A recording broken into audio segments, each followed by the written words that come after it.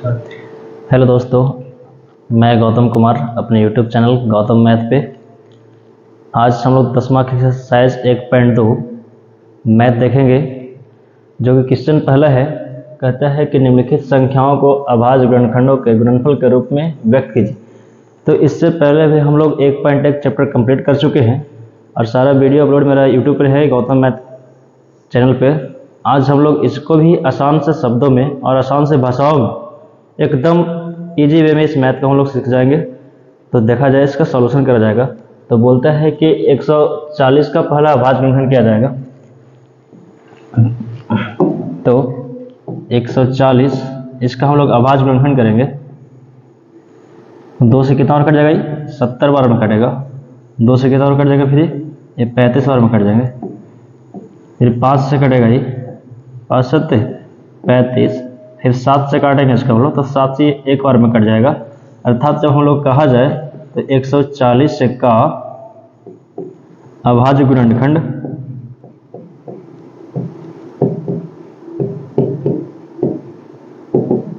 हो गया 2 गुना 2 गुना 5 गुना 7। तो हम देखा जाए कि 2 कितना है, तो 2 बार आया है, ये 2 को लिखा जाएगा ऊपर, फिर 5 और ये 7। इस प्रकार से हम लोग 140 का अभाज्य गुणनखंड यहाँ पर कंप्लीट हो चुका है। अब नेक्स्ट क्वेश्चन है सर 156। इसे भी हम लोग देख लेंगे। 156 को भी, इसे भी 2 से काटेंगे। 2 7 14, 2 8 16। फिर हम लोग इसे भी 2 से काटेंगे। 2 3 6, 2 9 18। फिर इसका हम लोग 3 से काटेंगे, तो 3 कम 1, 3 3 9। फिर इसका हम लोग 13 से काटेंगे, तो ये एक बार में कट जाएगा। और हम लोग को देखा जाए इसका भी अभाज्य गुणनखंड हम लोग देखेंगे इसका, तो कहा जाएगा कि 156 का अभाज्य गुणनखंड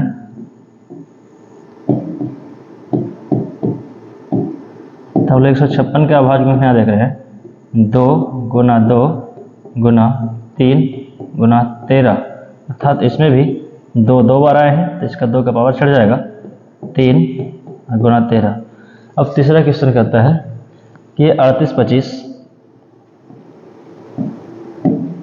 तो इसका भी हम लोग गुणनखंड देखेंगे 38 25 को, कि हम 17 से जब डिवाइड करेंगे इसको, तो 17 दूना 34, 4 पर गया, 4 पर 2 42 हो गया, 17 दूना 34। फिर ये 8 पर 5 85 हो गया, 17 5 85। फिर हम लोग इसको 5 से काटेंगे, तो 5 चौके 20, 5 से 25। फिर 5 से लगाया जाएगा इसको, तो 5 9 45। फिर 3 से लगाया जाएगा, 3 बार में कट जाएगा। और फिर 3 से हम लोग देखेंगे तो एक बार में कट जाएगा। अर्थात देखा जाएगा हम लोग यहाँ तो 138 25 का अभाज्य गुणनखंड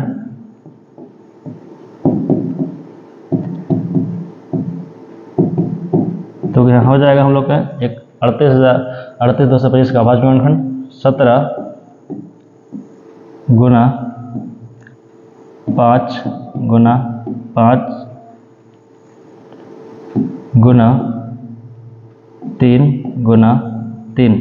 अर्थात 17 गुना 5 के पावर 2 और गुना 3 के पावर 2।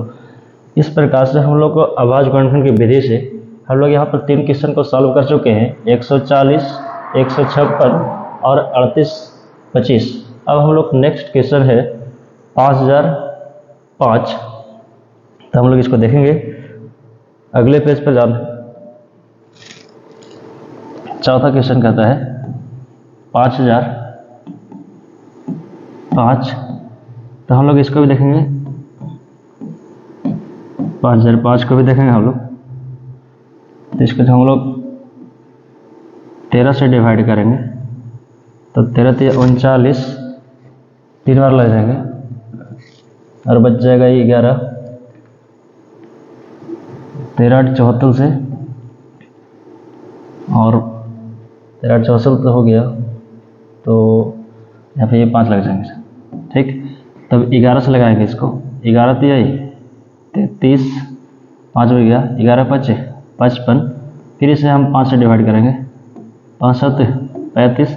फिर से हम 7 से डिवाइड कर देंगे, 7 एकम 7। तो यहाँ पर कहा जाएगा कि 5000 5 का अभाज्य गुणनखंड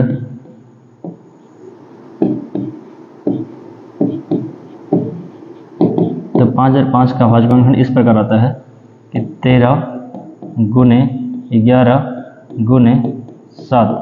अब हम लोग का नेक्स्ट क्वेश्चन एक बच गया है, जो 5वां क्वेश्चन इस प्रकार है कि 74 29। इसको भी हम लोग सब देखेंगे, अभाज्य गुणनखंड निकालेंगे हम लोग भी 74 29 का। तो जब इसको हम लोग 17 से डिवाइड करेंगे तो 17 तो 51, 17 चौके 68, 17 चौके 68, तो बच गया 6, 17 तो 51, 17 तो 51, तो 17 चौके 68 हो गया यहाँ पर।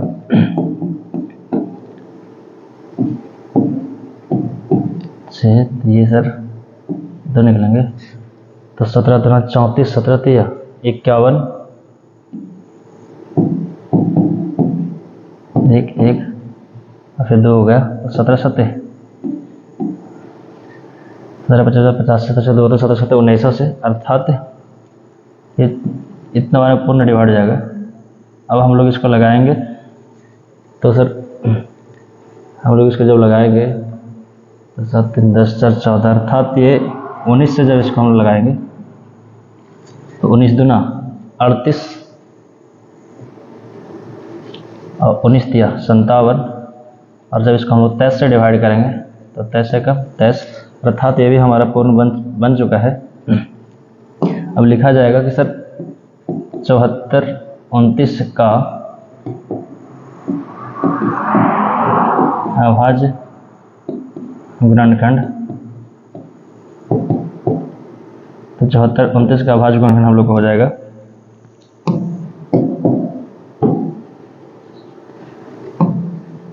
17 गुना 19 गुना 23। इस प्रकार से हम लोग का 1.2 का पहला क्वेश्चन कंप्लीट हुआ है। यहाँ पर देखा जाए कि एक बात नोटिस करने के लिए मिलता है कि जब भी हमारे क्वेश्चन में बोला कि निम्नलिखित संख्याओं को अभाज्य गुणनखंड के रूप में व्यक्त करना है, तो जो भी हमारा फैक्टर आया है, जो भी हम काटे हैं, वो सारी अभाज्य संख्याएं हैं। इसका मतलब कि इससे हमको एक बात का अनुमान पता चलता है कि जब अभाज्य गुणनखंड विधि से किसी भी फैक्टर को तोड़ने के लिए दिया जाता है तो उसमें केवल अभाज्य संख्याएं आएंगे। अर्थात इस क्वेश्चन से हमें मालूम चल रहा है, जितना भी हम लोग सॉल्व कर चुके हैं, तो यहाँ पर सारे संख्याएं जो भी हैं वो सारे के सारे अभाज्य संख्या हैं। अर्थात इस बात का ये साबित होता है कि अभाज्य गुणनखंड विधि से जब हम किसी को सॉल्यूशन करते हैं तो उसमें सारी अभाज्य संख्याएं साबित होते हैं। तो इस प्रकार से हम लोग आसान से शब्दों में 1.2 हम लोग कंप्लीट कर चुके हैं पहला क्वेश्चन। Thank you. चलिए, इससे पहले हम लोग इसका पहला क्वेश्चन आसान सी विधि में देख लिए हैं।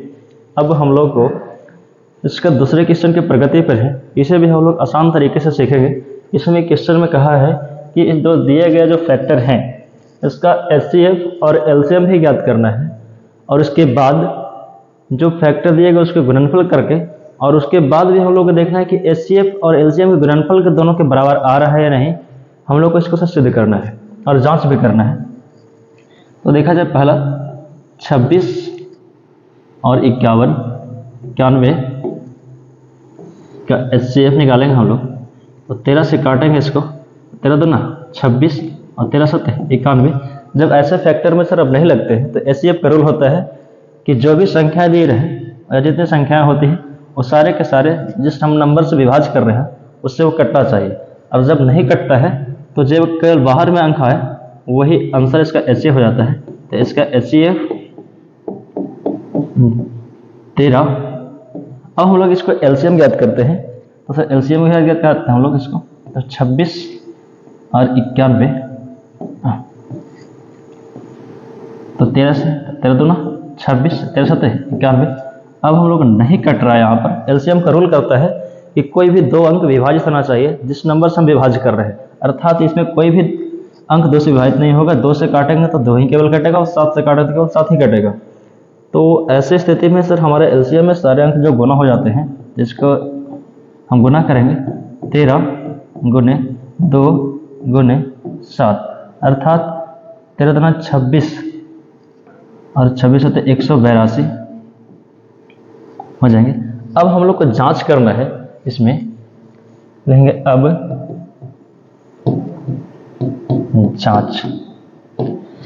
इसमें कहा कि दो संख्याओं का गुणनफल, तो हम लोग पहला क्वेश्चन निकाले 26 और 91, इसका 26 और 91 को गुणनफल करेंगे तो कहा कि एलसीएम और एचसीएफ के गुणनफल के बराबर आना चाहिए आपके सामने। तो एलसीएम और एचसीएफ अर्थात हमारा लिखना पड़ेगा एलसीएम गुना एचसीएफ। जब हम लोग एलसीएम और एचसीएफ को गुणनफल करेंगे तो एलसीएम है 182 और एचसीएफ कितना है 13। तो ऐसे क्वेश्चन में देखा जाए जब बोलता है कि एलसीएम और एचसीएफ में गुणनफल करना है तो सर दो नंबर जो पहले देंगे 26 और 91, उसे भी गुना करेंगे, बराबर का साइन देंगे, एलसीएम और एचसीएफ को गुना भी करेंगे और इसको भी देखेंगे हम लोग। तो जब इधर गुना करेंगे तो सर ये हो जाएगा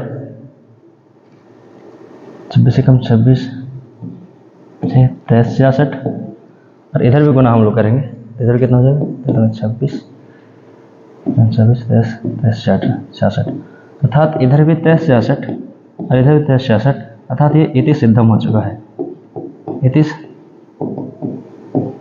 सिद्ध होता है। तो हम लोग इस प्रकार से पहले क्वेश्चन को इसको कंप्लीट किया हम लोग।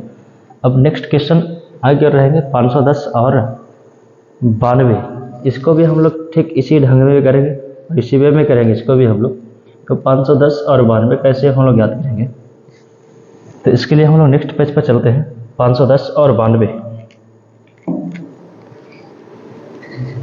दूसरे क्वेश्चन क्या कहते हैं 510 और 92। तो हम लोग को देखा जाए यहाँ पर सबसे पहले हम लोग एचसीएफ याद करेंगे इसका 510 और 92 याद किया जाएगा। तो 2 से काटेंगे इसको हम, ये 25 दूना 50 तो 25 10, ठीक है। इसको काटेंगे 2 दूना 4 दूना 8 2 छक्के 12। अब सर हम लोग को देखना है कि सर ये अंक नहीं कटने वाले हैं, अर्थात ये भी नहीं कटेगा कोई अंक से और ये भी नहीं कटेगा।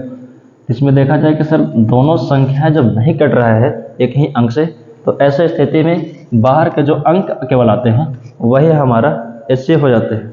ऐसी स्थिति में जो बाहर केवल अंक आते हैं वह हमारे क्या आते हैं एचसीएफ हो जाते हैं। तो यहाँ पर देखा जाएगा हमारा एचसीएफ कितना हो गया, तो ऐसी स्थिति में जो बाहर वाला अंक है हमारा तो एचसीएफ हो गया।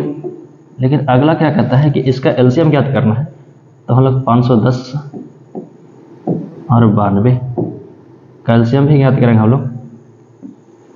2 से काटा जाए 2 दूना 4 2 5 10, ये 2 5 10, फिर 96।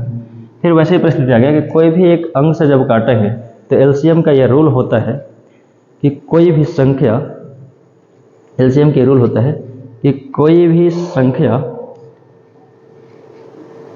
जो यदि हम विभाज्य करते हैं तो उसमें हम लोग को कम से कम 2 अंक कटना चाहिए।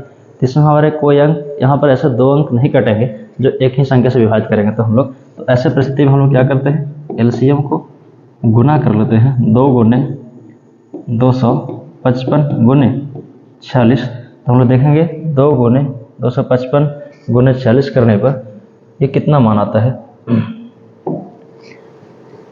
हम यहाँ पर कैलकुलेटर केस कर रहे हैं 2 गुना 255 गुना 46। तो हमारे आंसर यहाँ पर आ रहे हैं सर एलसीएम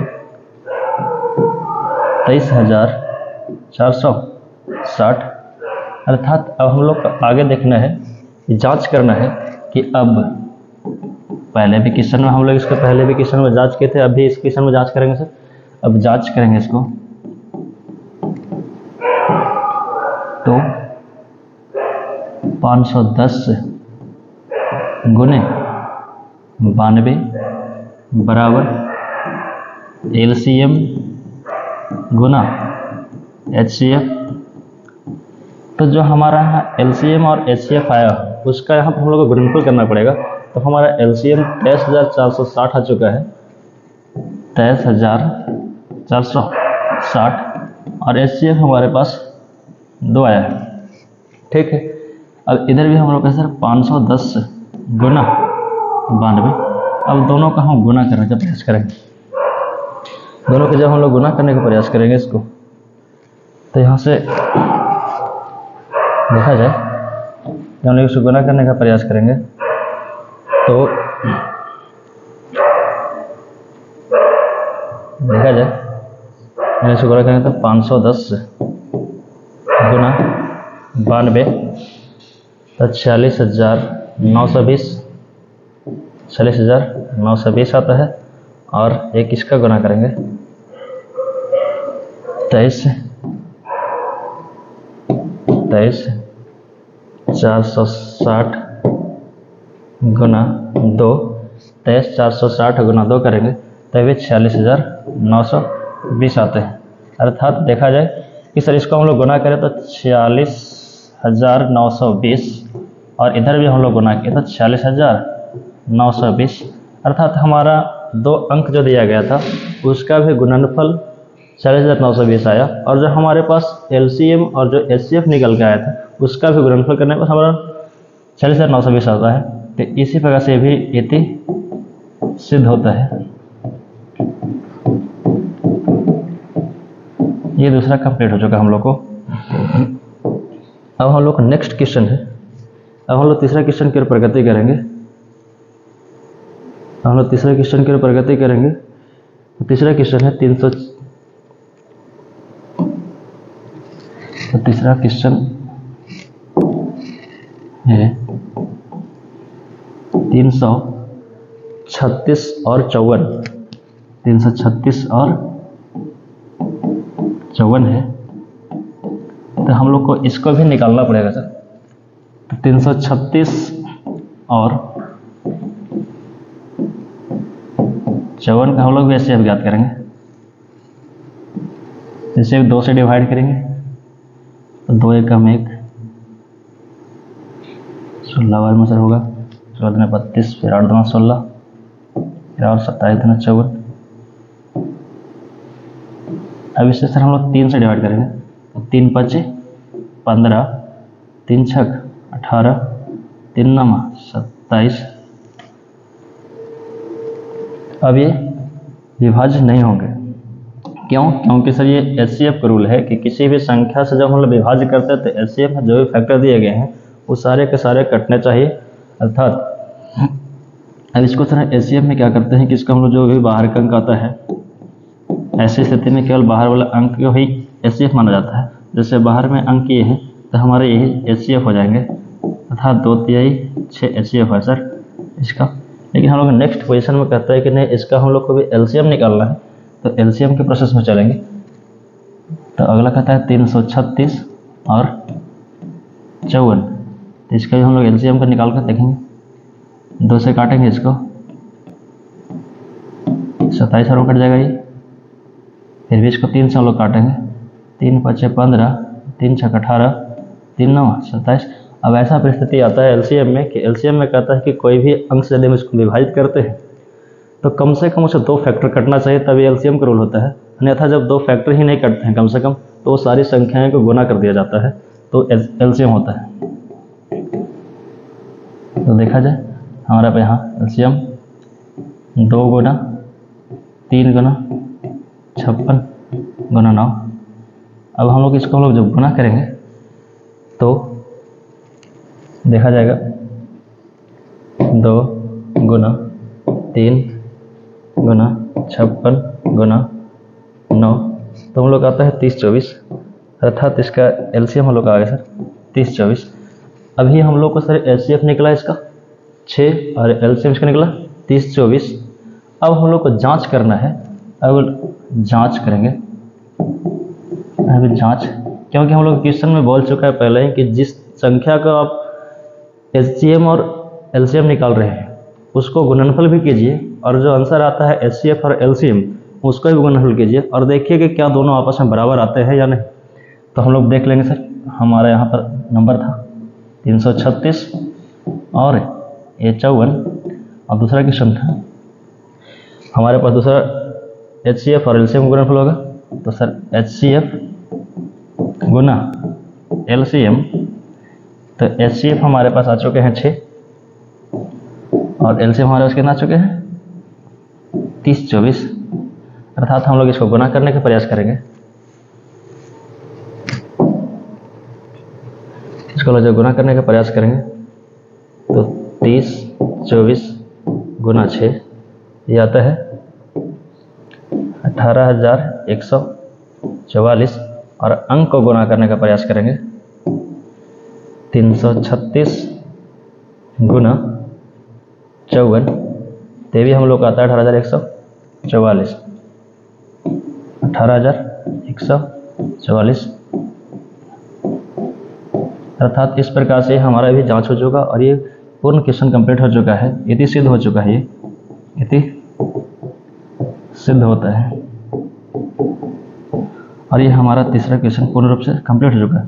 तो दोस्तों हम लोग यहाँ पे ये कहेंगे कि आप इससे भी आसान शब्दों में और तरीके से जानने के लिए आप हमारे YouTube चैनल गौतम मैथ से जुड़े और चैनल को लाइक सब्सक्राइब एंड शेयर करें, क्योंकि हम आप लोगों को संपूर्ण सिलेबस की तैयारी मैं अपने YouTube चैनल पे गौतम मैथ पे संपूर्ण सिलेबस कराने का ये वादा पूरा करता हूँ।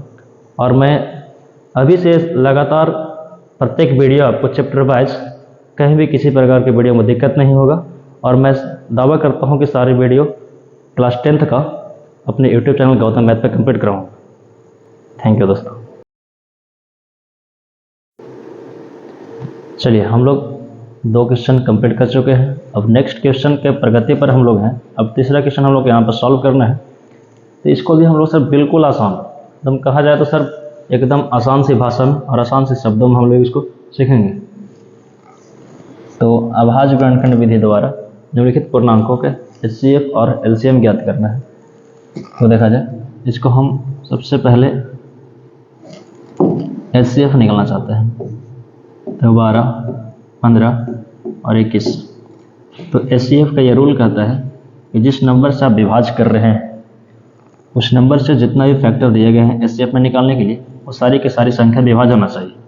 तो हम 3 से कर रहे हैं, तो 3 चौके 12, 3 5 15, 3 7 21, अर्थात सारी की सारी फैक्टर 3 से क्या होंगे डिवाइड होंगे।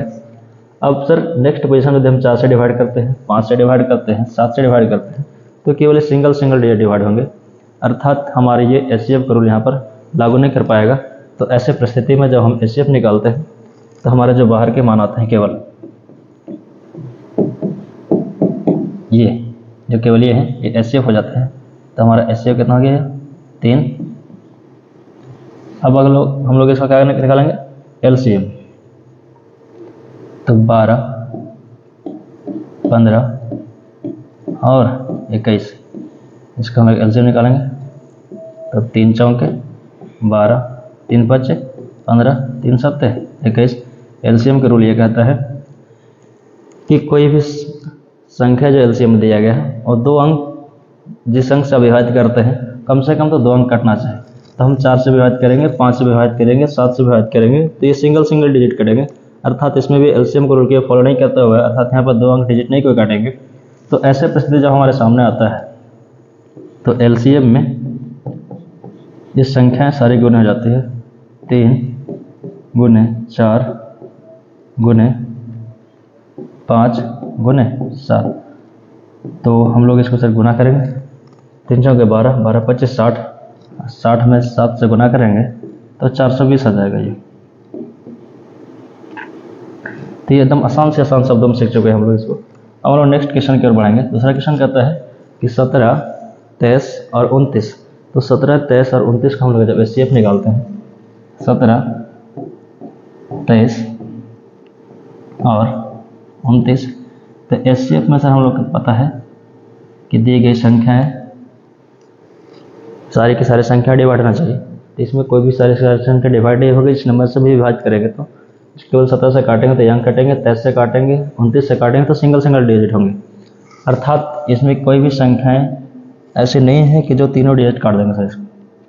तो इसका HCF ऐसी परिस्थिति में जब नहीं लगता है और जब कुछ नहीं कटता है तो ऐसे परिस्थिति में केवल HCF 1 होता है, क्योंकि 1 सबके पास शामिल होते हैं।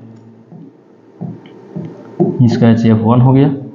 आज जब इसका हम लोग LCM क्यों देखेंगे, 17, 23 और 29, तो सर LCM में देखेंगे हम लोग इसको।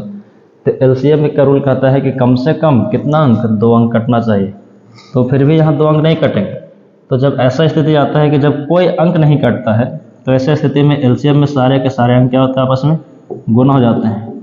तो 17 गुने 23 गुने 29 कहा जाता है, तो आसान भाषा में चल रहे हैं हम लोग इससे। तो 17 गुने 23 गुने 29 करेंगे आप तो 11,339 आएंगे। इसको तो आसान से शब्दों में हो गया। अगला क्वेश्चन है 8, 9 और 25। तो हम लोग इसका HCF देखेंगे 8, 9 और 25। तो यहाँ भी सर ये ऐसी स्थिति सामने आ रहा है कि कोई भी संख्या से जब डिवाइड करेंगे तो तीनों के तीनों संख्या डिवाइड नहीं होंगी। और HCF का ये रूल ही कहता है कि जिस नंबर से हम डिवाइड कर रहे हैं और जितना फैक्टर दिया गया है HCF में वो सारे के सारे डिवाइड होना चाहिए। अर्थात इसमें कोई ऐसा नंबर नहीं है हमारे पास कि इसको सारे डिवाइड कर पाए ऐसा। तो ऐसा परिस्थिति में HCF 1 होता है, क्योंकि 1 जो होता है वो सारे संख्याओं के पास शामिल होते हैं। तो इसका HCF 1 हो गया। अब इसका हम लोग आगे प्रगति देखेंगे सर LCM की ओर। तो LCM की ओर प्रगति देखेंगे, LCM की उसको प्रगति देखेंगे तो ये भी कट नहीं रहा है। अर्थात LCM में ऐसी संख्याओं को क्या कहते जाता है, गुना कहते जाता है। तो 8 गुने 9 गुने 25। तो जब हम गुना करेंगे तो 25 8 200 और 200 में जब हम 9 से गुना करते हैं तो 9 गुना कितना होगा, ये 1800। इस प्रकार से हमारे दोस्तों ये तीसरा क्वेश्चन कंप्लीट हो चुका है। मैं आप लोग से आशा और उम्मीद करता हूँ कि आप इस वीडियो को देखकर पूर्ण सहमत हो चुके होंगे और पूर्ण रूप से समझ गए होंगे तथा आप बोर्ड में बेहतर तैयारी के लिए और बेहतर नंबर प्राप्त करने के लिए आप हमारे YouTube चैनल गौतम मैथ पे बने रहें और इस चैनल को लाइक, सब्सक्राइब एंड शेयर करें।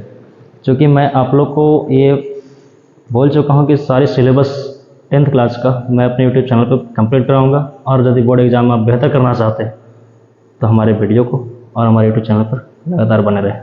Thank you.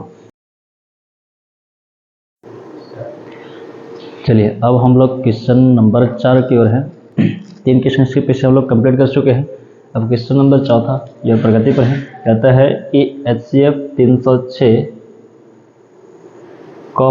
657 बराबर 9 दिया है। तो हम लोग को LCM 306 और 657 की ज्ञात करने का आता है। अर्थात जब ऐसे प्रश्नों में आपको जब दिया जाएगा, आंसर आपको पहले बता चुका है कि HCF 9 है, तो आपको HCF ज्ञात नहीं करना है। जो प्रश्न बोलेगा वही हम लोग करना है। तो इसमें क्या करना है, हम लोग को LCM ज्ञात करना है। तो थोड़ा सा लिख लेंगे,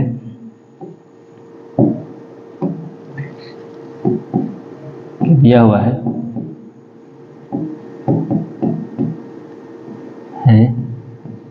कि HCF बराबर 9 दिया गया है। तो हम लोग LCM ज्ञात करेंगे इसको। 306 और 657, तो हम लोग LCM ज्ञात करेंगे अपने विधि। तो 3 से काटेंगे इसको, 3 एकम 1 0, 3 दूना 6। फिर इसको भी 3 से काटेंगे, 3 दूना 6, 3 एकम 1 और 3 नमा 27। फिर भी हम लोग इसको 3 से काटेंगे, 3 तिहाई 9, 3 चौके 12, 3 सत्ते 21 और 3 तिहाई 9। अब हमारे सामने एक ऐसी स्थिति उत्पन्न हो गई है कि LCM का मेथड कहता है कि कम से कम 2 अंक विभाज्य होना चाहिए। तो इसमें सर कोई भी ऐसा फैक्टर नहीं आएंगे कि 2 अंक इसको विभाज्य कर जाएंगे। अर्थात 34 से भी काटेंगे तो 1 ही कटेगा, 73 से काटेंगे तो भी 1 ही कटेगा। तो जब ऐसा परिस्थिति आता है, जब नहीं कटता है, तो ऊपर से होते हुए अंक सब सारे गुण हो जाते हैं। तो हम लोग LCM इसको देखेंगे। तो 3 गुना 3 गुना 34 गुना 73, अर्थात जब हम लोग इसको गुना करेंगे 3 गुना 3 गुना 34 गुना 73, तो आंसर इसका आ जाएंगे 22,000 338 आंसर आ जाएगा इसको। हमारा ये चौथा क्वेश्चन इतने से आसान शब्दों में कंप्लीट हो चुका है। ठीक है दोस्तों,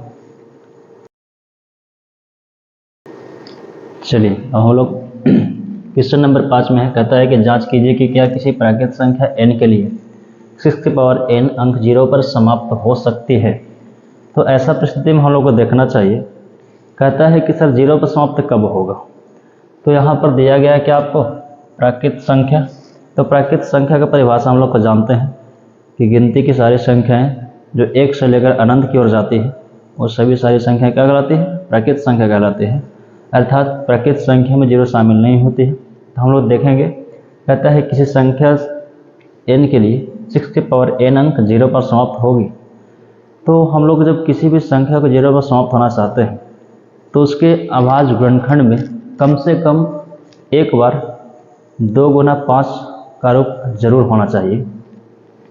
देखेंगे सॉल्यूशन। कोई भी संख्या 0 पर समाप्त होना चाहती है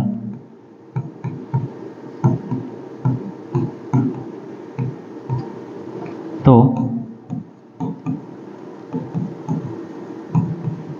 अभाज्य गुणनखंड में कम से कम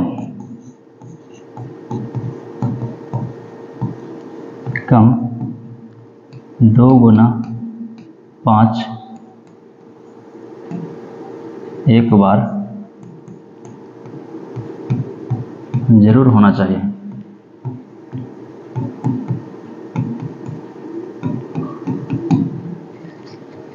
अगला कहता है सर 6 है, तो हम 6 का गुणनखंड देखेंगे। 6 को गुणनखंड करने पर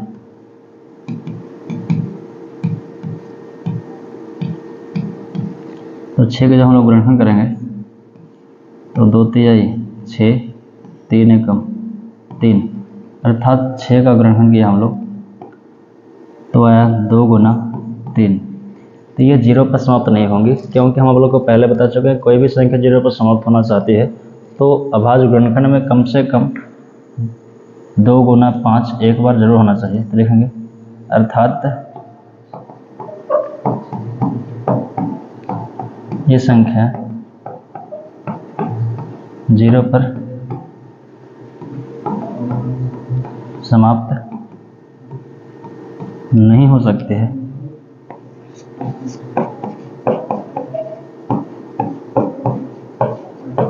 क्योंकि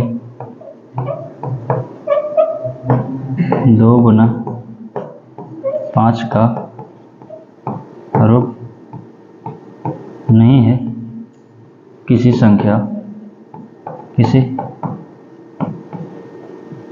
प्राकृत संख्या के लिए। ठीक है दोस्तों, उम्मीद करते हैं क्वेश्चन आप लोग समझ चुके होंगे। थैंक यू, धन्यवाद। चलिए इस क्वेश्चन को हम लोग इस विधि से देख लिए हैं, तो आशा करते हैं कि इस विधि को भी आप समझ चुके होंगे बिल्कुल आसान तरीके से। अब हम इसी क्वेश्चन को जस्ट दूसरे विधि से समझाने का प्रयास करते हैं आपको। तो क्वेश्चन हमारे पास सेम रहेंगे और इस क्वेश्चन को हम दूसरे विधि से आपको समझाने का प्रयास करेंगे।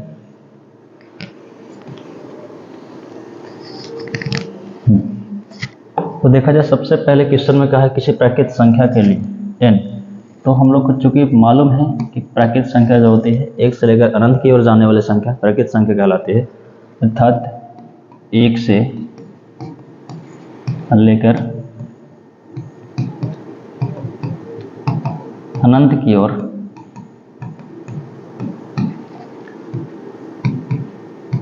जाने वाली संख्या प्राकृत संख्या कहलाती है।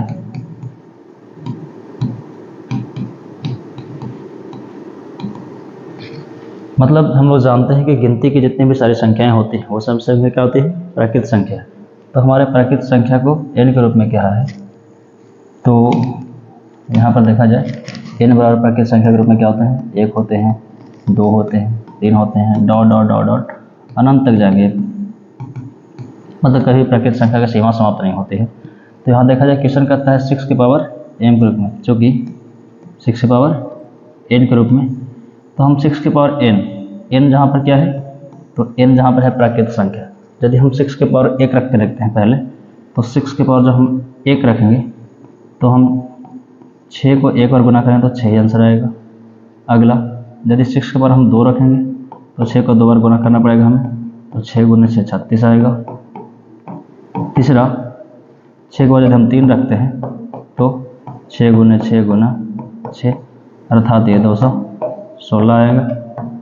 तो कहा जाए कि मतलब जितना हम पावर रखते जाएंगे 6 के, उतना ही इसका मान अलग अलग आता जाएगा और कभी आगे भी चल के 0 नहीं आएगा। क्यों? क्योंकि हम लोग प्राकृत संख्या के परिभाषा पढ़ चुके हैं कि 1 से लेकर अनंत की ओर जाने वाली सारी संख्याएं प्राकृत संख्या होती है, अर्थात इसमें 0 शामिल नहीं होती है। तो ये हम इसमें कह सकते हैं कि किसी भी प्राकृत संख्या के n के लिए 6 के पावर n अंक 0 पर समाप्त नहीं हो सकती है। लिख देंगे कि इति सिद्ध होता है कि किसी प्राकृत संख्या n के लिए,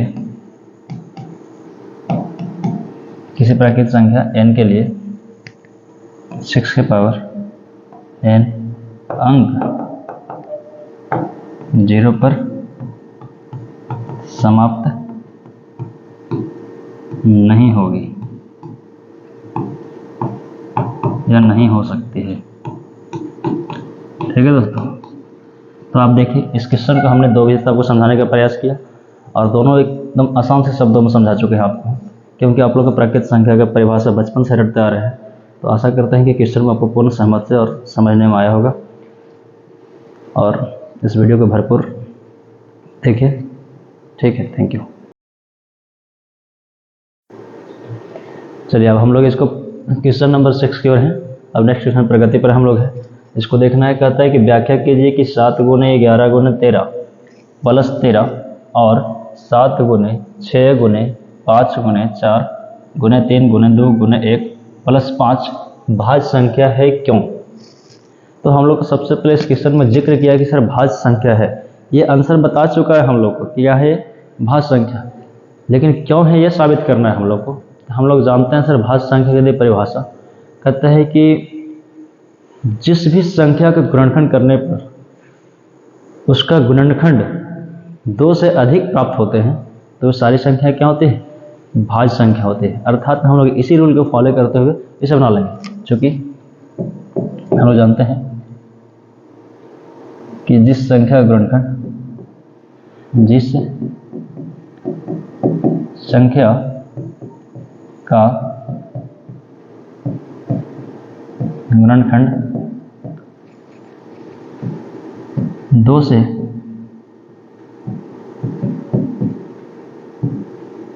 अधिक होते हैं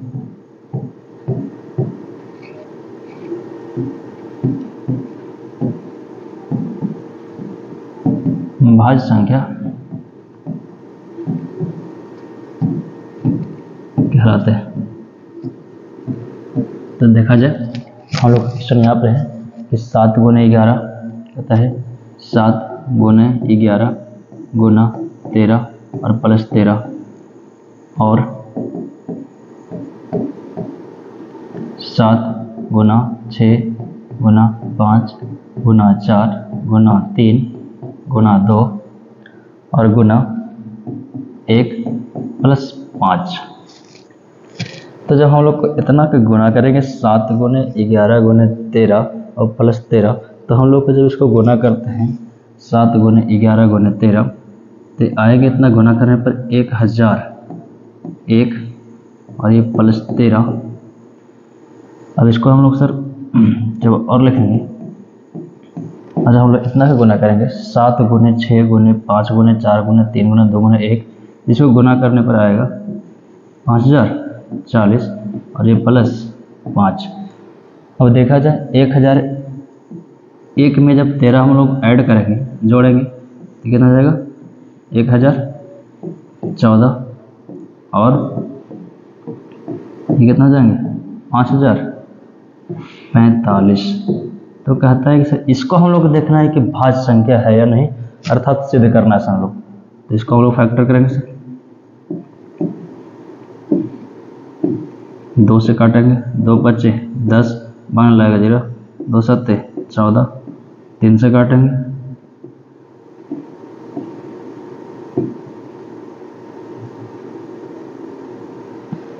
3 से काट दिए, अर्थात फिर इसको 13 से काटेंगे हम लोग, 13 वाला में कट जाएगा, ये 13 से काटेंगे,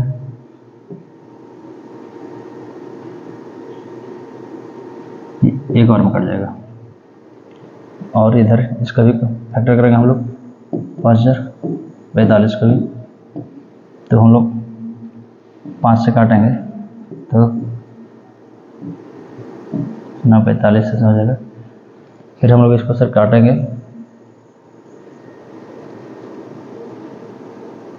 1009 से ही काटेंगे हम लोग इसको, तो ये एक बार में कट जाएंगे, अर्थात इसका भाज्य गुणनखंड हम लोग को हो गया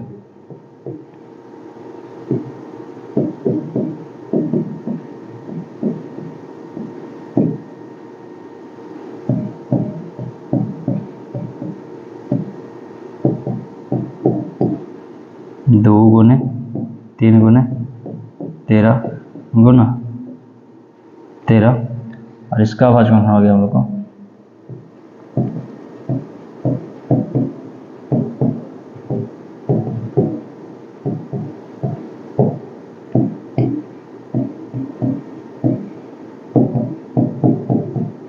5 गुने 1009 गुने 1, अर्थात ये सिद्ध हो चुका कि ये दोनों संख्याएं भाज्य संख्या है, क्योंकि हमारे यहाँ पर गुणनखंडों की संख्या 2 से अधिक आ रही है, जैसे 1 2 3 4, इसमें सर 1 2 3 तो लिख देंगे, सिद्ध होता है कि भाज्य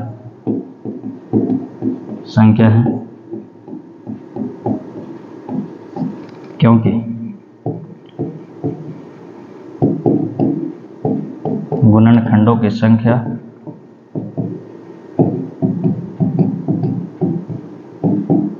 दो से अधिक है, अर्थात इस प्रकार का हमारा क्वेश्चन ही कंप्लीट हो चुका है। थैंक यू दोस्तों, मैं आशा करता हूँ कि क्वेश्चन को आप पूर्ण समझ चुके होंगे और बिल्कुल सहमत होंगे सर। चलिए अब हम लोग एक्सरसाइज 1.2 के लास्ट क्वेश्चन की ओर हैं। लास्ट क्वेश्चन 7वां है और 7वां क्वेश्चन कहता है किसी खेल के मैदान के चारों ओर एक वृत्ताकार पथ है, इस मैदान का एक चक्कर लगाने में सोनिया को 18 मिनट लगते हैं, जबकि इसी मैदान का एक चक्कर लगाने में रवि को 12 मिनट लगते हैं। मान लीजिए वे दोनों एक ही स्थान और एक ही समय पर चलना प्रारंभ करके एक ही दिशा में चलते हैं, तो कितने समय बाद वे पुनः प्रारंभिक स्थान पर मिलेंगे। अर्थात देखा जाए चूंकि सोनिया को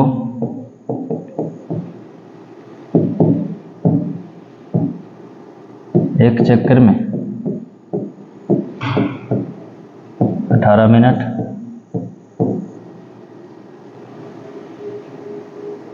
तथा रवि को एक चक्कर में